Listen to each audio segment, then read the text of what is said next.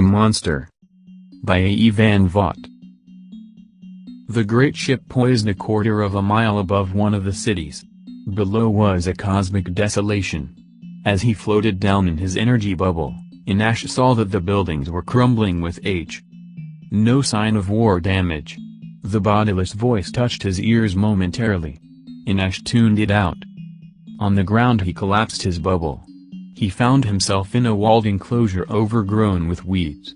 Several skeletons lay in the tall grass beside the rakish building. They were of long, two-legged, two-armed beings with the skulls in each case mounted at the end of a thin spine. The skeletons, all of adults, seemed in excellent preservation, but when he bent down and touched one, a whole section of it crumbled into a fine powder. As he straightened, he saw that Yola was floating down nearby. Inash waited until the historian had stepped out of his bubble, then he said, "Do you think we ought to use our method of reviving the long dead?" Yola was thoughtful. "I have been asking questions of the various people who have landed, and there is something wrong here. This planet has no surviving life, not even insect life. We'll have to find out what happened before we risk any colonization." Inash said nothing. A soft wind was blowing. It rustled through a clump of trees nearby. He motioned toward the trees. Yola nodded and said, "Yes, the plant life has not been harmed, but plants after all are not affected in the same way as the active life forms." There was an interruption.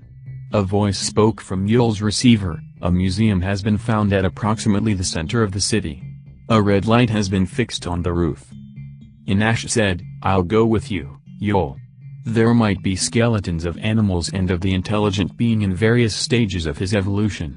"You didn't answer my question. Are you going to revive these beings?" Yola said slowly, "I intend to discuss the matter with the council, but I think there is no doubt. We must know the cause of this disaster." He waved one sucker vaguely to take in half the compass. He added as an afterthought, "We shall proceed cautiously, of course, beginning with an obviously early development. The absence of the skeletons of children indicates that the race had developed personal immortality." The council came to look at the exhibits. It was, Inash knew, a formal preliminary only. The decision was made. There would be revivals. It was more than that. They were curious. Space was vast, the journeys through it long and lonely, landing always a stimulating experience, with its prospect of new life forms to be seen and studied. The museum looked ordinary. High domed ceilings, vast rooms, plastic models of strange beasts, many artifacts, too many to see and comprehend in so short a time. The lifespan of a race was imprisoned here in a progressive array of relics. Inash looked with the others, and was glad when they came to the line of skeletons and preserved bodies. He seated himself behind the energy screen, and watched the biological experts take a preserved body out of a stone sarcophagus. It was wrapped in windings of cloth, many of them. The experts did not bother to unravel the rotted material. Their forceps reached through, pinched a piece of skull. That was the accepted procedure. Any part of the skeleton could be used, but the most perfect revivals, the most complete reconstructions resulted when a certain section of the skull was used. Hamar, the chief biologist, explained the choice of body. The chemicals used to preserve this mummy show a sketchy knowledge of chemistry. The carvings on the sarcophagus indicate a crude and unmechanical culture. In such a civilization there would not be much development of the potentialities of the nervous system. Our speech experts have been analyzing the recorded voice mechanism which is a part of each exhibit, and though many languages are involved, evidence that the ancient language spoken at the time the body was alive has been reproduced. They found no difficulty in translating the meanings. They have now adapted our universal speech machine, so that anyone who wishes to, need only speak into his communicator, and so will have his words translated into the language of the revived person. The reverse, naturally, is also true. "Ah, I see we are ready for the first body." Inash watched intently with the others, as the lid was clamped down on the plastic reconstructor, and the growth processes were started. He could feel himself becoming tense. For there was nothing haphazard about what was happening. In a few minutes a full-grown ancient inhabitant of this planet would sit up and stare at them. The science involved was simple and always fully effective. Out of the shadows of smallness, life grows. The level of beginning and ending, of life and, not life. In that dim region matter oscillates easily between old and new habits. The habit of organic, or the habit of inorganic. Electrons do not have life and unlife values. Atoms know nothing of inanimateness. But when atoms form into molecules, there is a step in the process, one tiny step, that is of life, if life begins at all. One step, and then darkness. Or aliveness. A stone or a living cell. A grain of gold or a blade of grass, the sands of the sea or the equally numerous animalcules inhabiting the endless fishy waters, the difference is there in the twilight zone of matter. Each living cell has in it the whole form. The crab grows a new leg when the old one is torn from its flesh. Both ends of the planarian worm elongate, and soon there are two worms, two identities, two digestive systems, each as greedy as the original, each a whole, unwounded, unharmed by its experience. Each cell can be the whole. Each cell remembers in a detail so intricate that no totality of words could ever describe the completeness achieved. But, paradox, memory is not organic. An ordinary wax record remembers sounds. A wire recorder easily gives up a duplicate of the voice that's spoken to it years before. Memory is a physiological impression, a mark on matter, a change in the shape of a molecule, so that when a reaction is desired the shape emits the same rhythm of response. Out of the mummy's skull had come the multi-quadrillion memory shapes from which a response was now being evoked. As ever, the memory held true. A man blinked, and opened his eyes.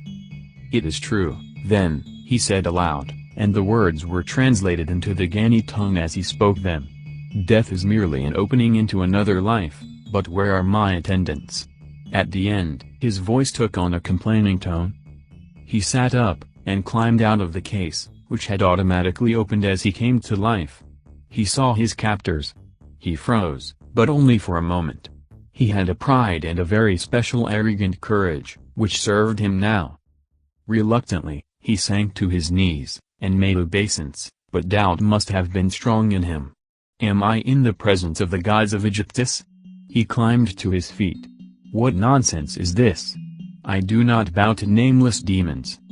Captain Gorsa said, "Kill him." The two-legged monster dissolved, writhing, in the beam of a ray gun. The second revived man stood up, pale, and trembled with fear. "My God, I swear I won't touch the stuff again. Talk about pink elephants." Yoel was curious. "To what stuff do you refer, revived one?" "The old hooch, the poison in the hip pocket flask, the juice they gave me at that speak, my lordy." Captain Gorsa looked questioningly at Yoel. "Need we linger?" Yoel hesitated. "I am curious." He addressed the man. "If I were to tell you that we were visitors from another star, what would be your reaction?" The man stared at him. He was obviously puzzled, but the fear was stronger. "Now, look," he said, "I was driving along, minding my own business. I admit I'd had a shot or two too many, but it's the liquor they serve these days. I swear I didn't see the other car, and if this is some new idea of punishing people who drink and drive, well, you've won. I won't touch another drop as long as I live, so help me." Yoel said. "He drives a car and thinks nothing of it. Yet we saw no cars. They didn't even bother to preserve them in the museums." Inash noticed that everyone waited for everyone else to comment. He stirred as he realized the circle of silence would be complete unless he spoke. He said, "Ask him to describe the car. How does it work?" "Now, you're talking," said the man. "Bring on your line of chalk, and I'll walk it. And ask any questions you please. I may be so tight that I can't see straight, but I can always drive. How does it work? You just put her in gear, and step on the gas." "Gas," said Engineering Officer Veed. "The internal combustion engine. That places him." Captain Gorsid motioned to the guard with the ray gun. The third man sat up, and looked at them thoughtfully. "From the stars?" he said finally. "Have you a system, or was it blind chance?" The Gani counselors in that domed room stirred uneasily in their curved chairs. Inash caught Yoel's eye on him. The shock in the historian's eyes alarmed the meteorologist. He thought, the two-legged one's adjustment to a new situation, his grasp of realities, was unnormally rapid. No Gani could have equaled the swiftness of the reaction. Pamar, the chief biologist, said, speed of thought is not necessarily a sign of superiority. The slow, careful thinker has his place in the hierarchy of intellect. But, Inash found himself thinking, it was not the speed, it was the accuracy of the response. He tried to imagine himself being revived from the dead, and understanding instantly the meaning of the presence of aliens from the stars. He couldn't have done it. He forgot his thought, for the man was out of the case. As Inash watched with the others, he walked briskly over to the window and looked out. One glance, and then he turned back. "Is it all like this?" he asked. Once again, the speed of his understanding caused a sensation. It was Yoel who finally replied. "Yes. Desolation. Death. Ruin. Have you any idea as to what happened?" The man came back and stood in front of the energy screen that guarded the Gani.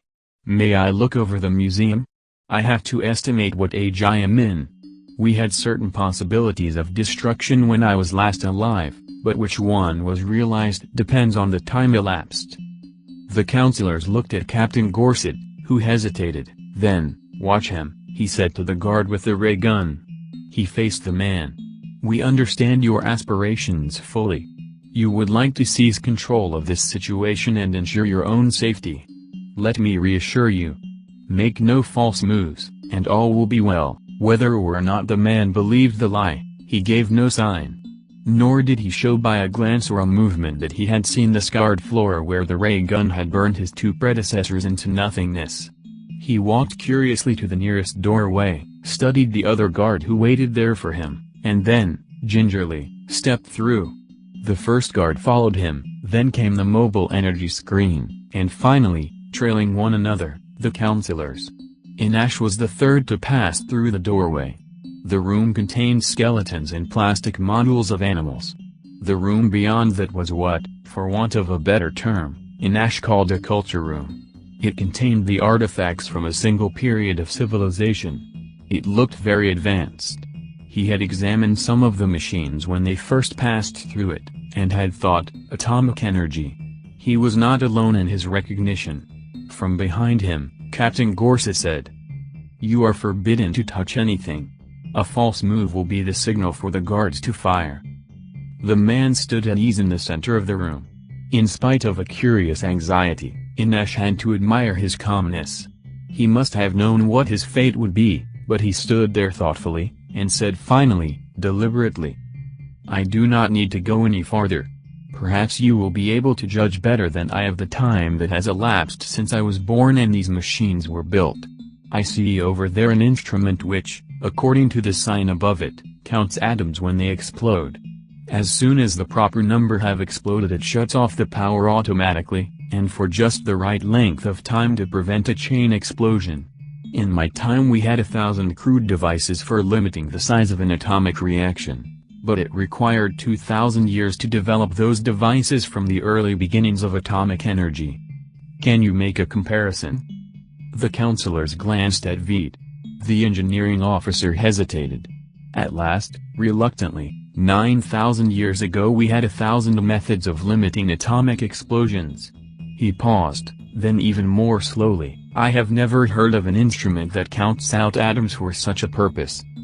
"And yet," murmured Shuri, the astronomer, breathlessly, "the race was destroyed." There was silence, that ended as Gorset said to the nearest guard, "Kill the monster." But it was the guard who went down, bursting into flame. Not just one guard, but the guards. Simultaneously down, burning with a blue flame. The flame licked at the screen, recoiled, and licked more furiously, recoiled and burned brighter. Through a haze of fire, Inash saw that the man had retreated to the far door, and that the machine that counted atoms was glowing with a blue intensity. Captain Gorset shouted into his communicator, "Guard all exits with ray guns."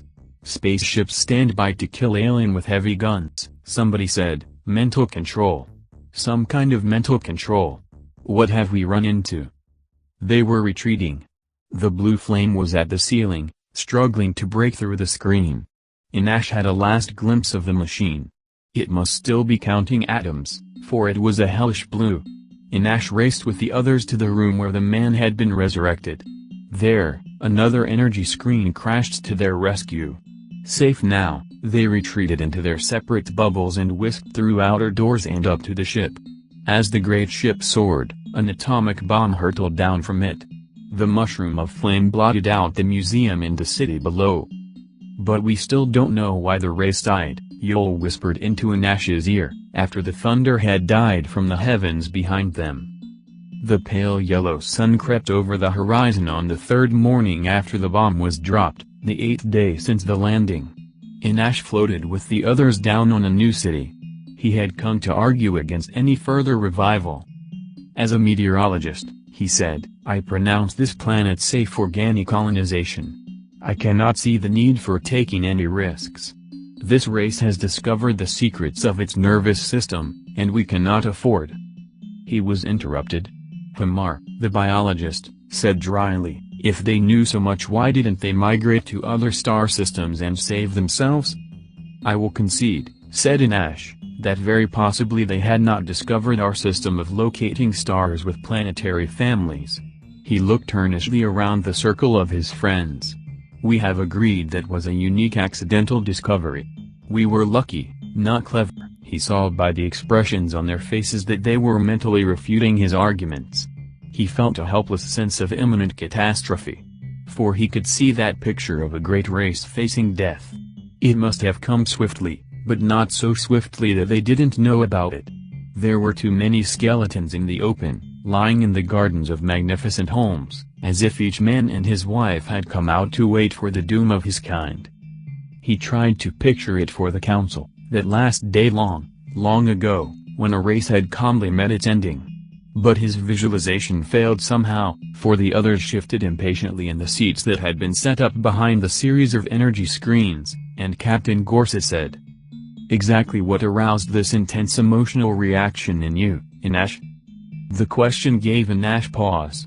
He hadn't thought of it as emotional. He hadn't realized the nature of his obsession, so subtly had it stolen upon him. Abruptly now, he realized. It was the third one, he said, slowly. I saw him through the haze of energy fire, and he was standing there in the distant doorway watching us curiously, just before we turned to run. His bravery, his calm, the skillful way he had duped us, it all added up. Added up to his death, said Hamar. And everybody laughed. Come now, Inash, said Vice Captain Mayad good-humoredly, you're not going to pretend that this race is braver than our own, or that, with all the precautions we have now taken, we need fear one man? Inash was silent, feeling foolish. The discovery that he had had an emotional obsession abashed him. He did not want to appear unreasonable. He made a final protest. I merely wish to point out, he said doggedly, that this desire to discover what happened to a dead race does not seem absolutely essential to me. Captain Gorsuch waved at the biologist. Proceed, he said, with the revival. To Inash, he said, do we dare return to Ghana, and recommend mass migrations, and then admit that we did not actually complete our investigations here? It's impossible, my friend.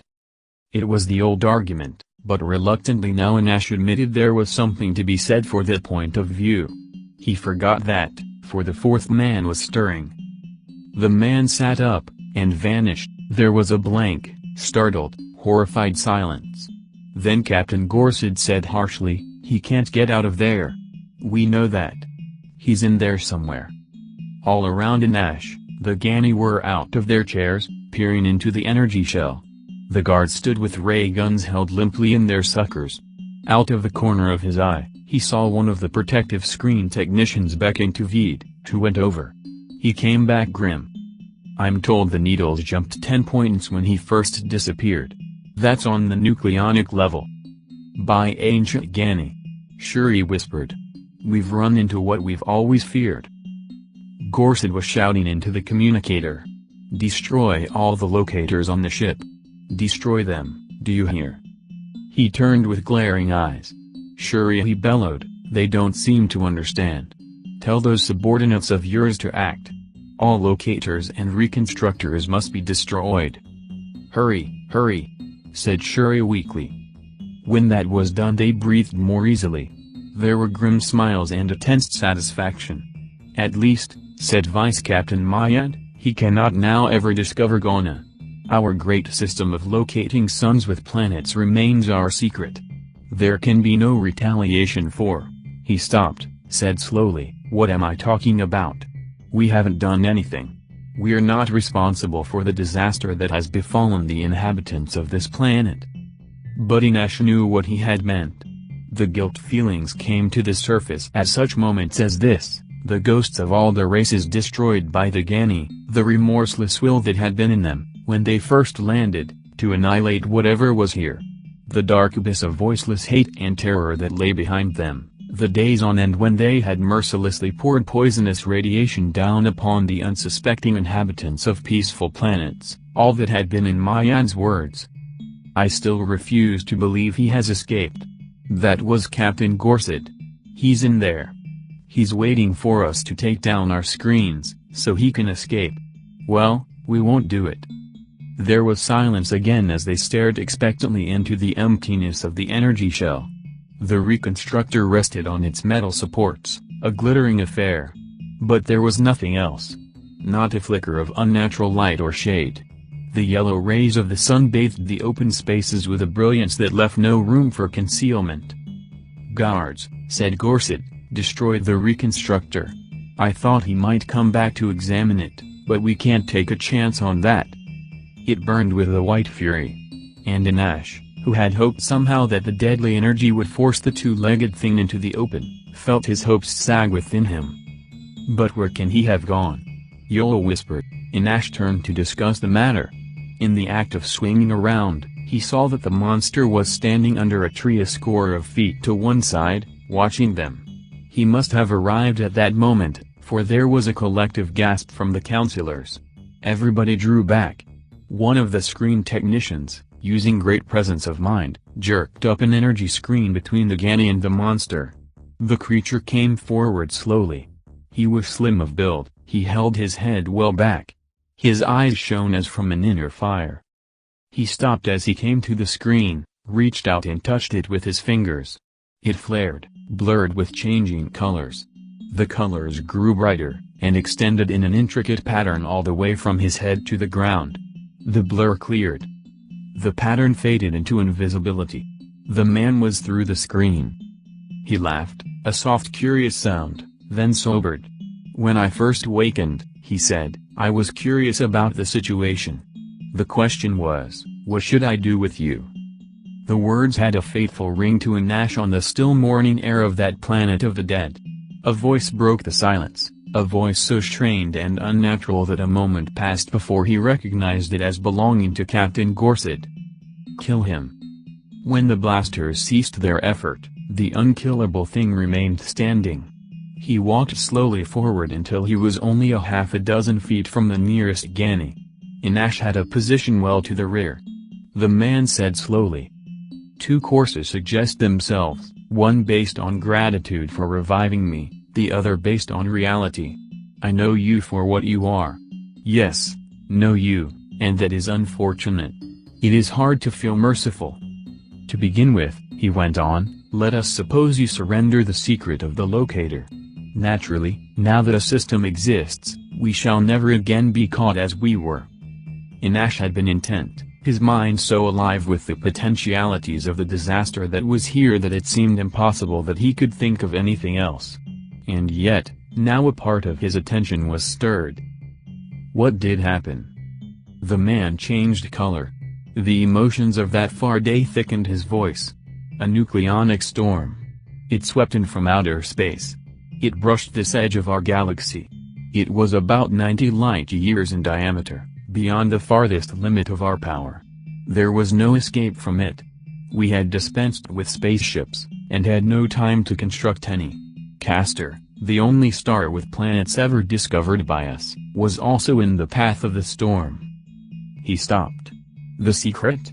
He said. Around Inash, the counselors were breathing easier. The fear of race destruction that had come to them was lifting. Inash saw with pride that the first shock was over, and they were not even afraid for themselves. "Ah," said Yol softly, "you don't know the secret. In spite of all your great development, we alone can conquer the galaxy." He looked at the others, smiling confidently. "Gentlemen," he said, "our pride in a great Gani achievement is justified. I suggest we return to our ship. We have no further business on this planet." There was a confused moment while their bubbles formed, when Inash wondered if the two-legged one would try to stop their departure. But when he looked back, he saw that the man was walking in a leisurely fashion along a street. That was the memory Inash carried with him, as the ship began to move. That and the fact that the 3 atomic bombs they dropped, one after the other, failed to explode. "We will not," said Captain Gorsid, "give up a planet as easily as that. I propose another interview with the creature." They were floating down again into the city, Inash and Yol and Veed and the commander. Captain Gorsid's voice tuned in once more. "As I visualize it, through mist Inash could see the transparent glint of the other 3 bubbles around him. We jumped to conclusions about this creature, not justified by the evidence. For instance, when he awakened, he vanished. Why? Because he was afraid, of course. He wanted to size up the situation. He didn't believe he was omnipotent. It was sound logic. Inash found himself taking heart from it. Suddenly, he was astonished that he had become panicky so easily. He began to see the danger in a new light. Only one man alive on a new planet. If they were determined enough, colonists could be moved in as if he did not exist. It had been done before, he recalled. On several planets, small groups of the original populations had survived the destroying radiation, and taken refuge in remote areas. In almost every case, the new colonists gradually hunted them down. In 2 instances, however, that Inash remembered, native races were still holding small sections of their planets. In each case, it had been found impractical to destroy them because it would have endangered the Gani on the planet. So the survivors were tolerated. One man would not take up very much room. When they found him, he was busily sweeping out the lower floor of a small bungalow. He put the broom aside and stepped onto the terrace outside. He had put on sandals, and he wore a loose-fitting robe made of very shiny material. He eyed them indolently but he said nothing. It was Captain Gorsid who made the proposition. Inash had to admire the story he told into the language machine. The commander was very frank. That approach had been decided on. He pointed out that the Gani could not be expected to revive the dead of this planet. Such altruism would be unnatural considering that the ever-growing Gani hordes had a continual need for new worlds. Each vast new population increment was a problem that could be solved by one method only. In this instance, the colonists would gladly respect the rights of the sole survivor of the... It was at that point that the man interrupted. "But what is the purpose of this endless expansion?" He seemed genuinely curious. "What will happen when you finally occupy every planet in this galaxy?" Captain Gorsid's puzzled eyes met Yol's, then flashed to Veed, then Inash. Inash shrugged his torso negatively, and felt pity for the creature. The man didn't understand, possibly never could understand. It was the old story of 2 different viewpoints, the virile and the decadent, the race that aspired to the stars and the race that declined the call of destiny. "Why not," urged the man, "control the breeding chambers? And have the government overthrown?" said Yol. He spoke tolerantly, and Inash saw that the others were smiling at the man's naivete. He felt the intellectual gulf between them widening. The creature had no comprehension of the natural life forces that were at work. He said now. "Well, if you don't control them, we will control them for you." There was silence. They began to stiffen. Inash felt it in himself, saw the signs of it in the others. His gaze flicked from face to face, then back to the creature in the doorway. Not for the first time, Inash had the thought that their enemy seemed helpless. "Why," he almost decided, I could put my suckers around him and crush him. He wondered if mental control of nuclear, and gravitonic energies included the ability to defend oneself from a macrocosmic attack. He had an idea it did. The exhibition of power 2 hours before might have had limitations, but if so, it was not apparent. Strength or weakness could make no difference. The threat of threats had been made: if you don't control, we will. The words echoed in Inash's brain, and, as the meaning penetrated deeper, his aloofness faded. He had always regarded himself as a spectator. Even when, earlier, he had argued against the revival, he had been aware of a detached part of himself watching the scene rather than being a part of it. He saw with a sharp clarity that that was why he had finally yielded to the conviction of the others. Going back beyond that to remoter days, he saw that he had never quite considered himself a participant in the seizure of the planets of other races. He was the one who looked on, and thought of reality, and speculated on a life that seemed to have no meaning. It was meaningless no longer. He was caught by a tide of irresistible emotion, and swept along. He felt himself sinking, merging with the Gani mass being. All the strength and all the will of the race surged up in his veins. He snarled, "Creature, if you have any hopes of reviving your dead race, abandon them now." The man looked at him, but said nothing. Inash rushed on. "If you could destroy us, you would have done so already. But the truth is that you operate within limitations. Our ship is so built that no conceivable chain reaction could be started in it. For every plate of potential unstable material in it there is a counteracting plate, which prevents the development of a critical pile. You might be able to set off explosions in our engines, but they, too, would be limited, and would merely start the process for which they are intended, confined in their proper space." He was aware of Yul touching his arm. "Careful," warned the historian. "Do not in your just anger give away vital information." Inash shook off the restraining sucker. "Let us not be unrealistic," he said harshly. "This thing has divined most of our racial secrets, apparently merely by looking at our bodies. We would be acting childishly if we assume that he has not already realized the possibilities of the situation." "Inash." Captain Gorson's voice was imperative. As swiftly as it had come, Inash's rage subsided. He stepped back. "Yes, Commander, I think I know what you intended to say," said Captain Gorsett. "I assure you I am in full accord, but I believe also that I, as the top Gani official, should deliver the ultimatum." He turned. His horny body towered above the man.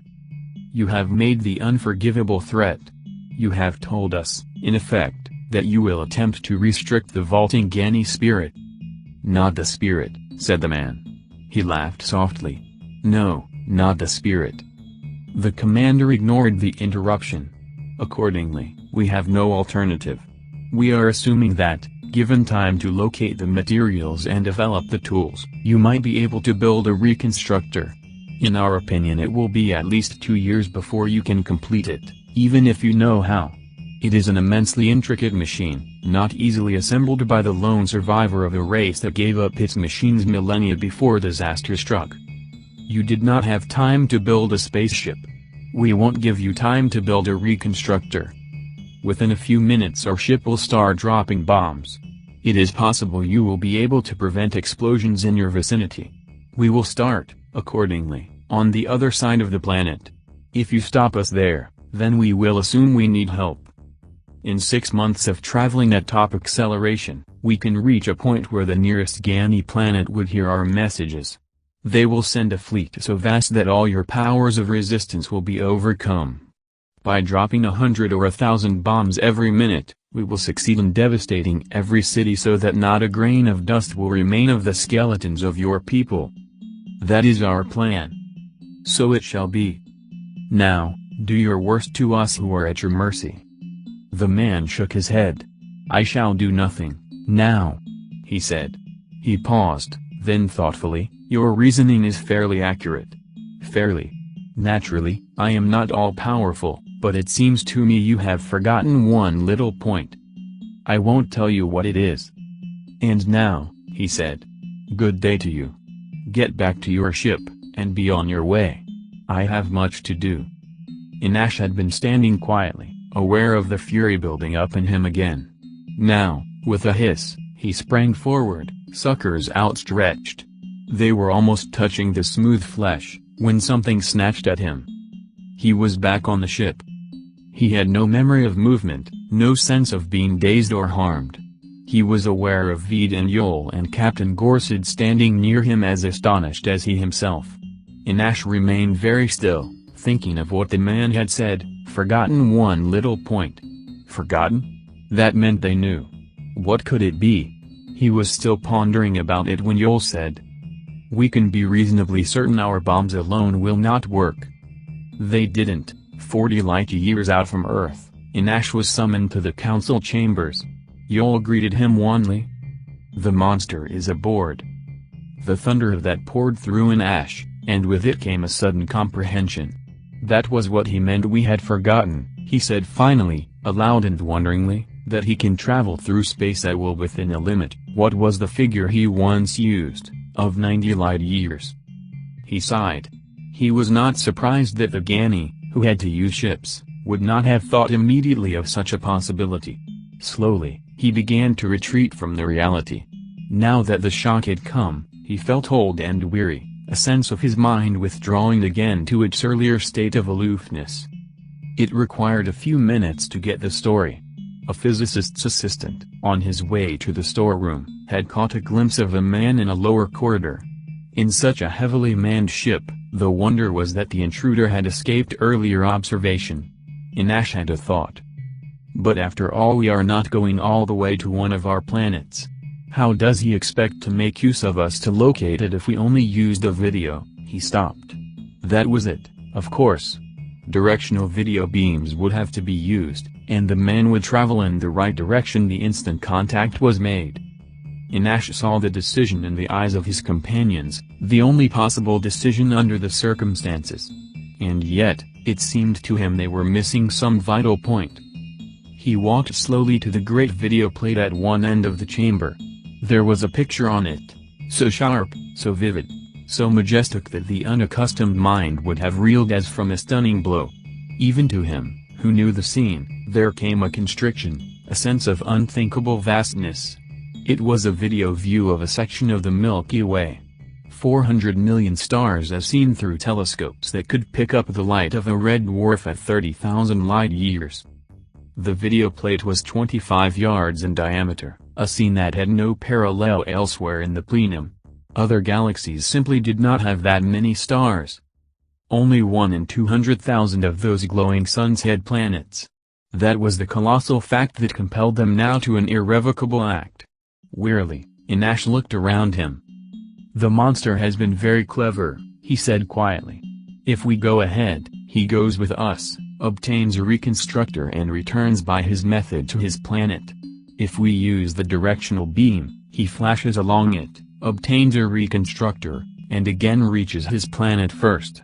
In either event, by the time our fleets arrived back here, he would have revived enough of his kind to thwart any attack we could mount." He shook his torso.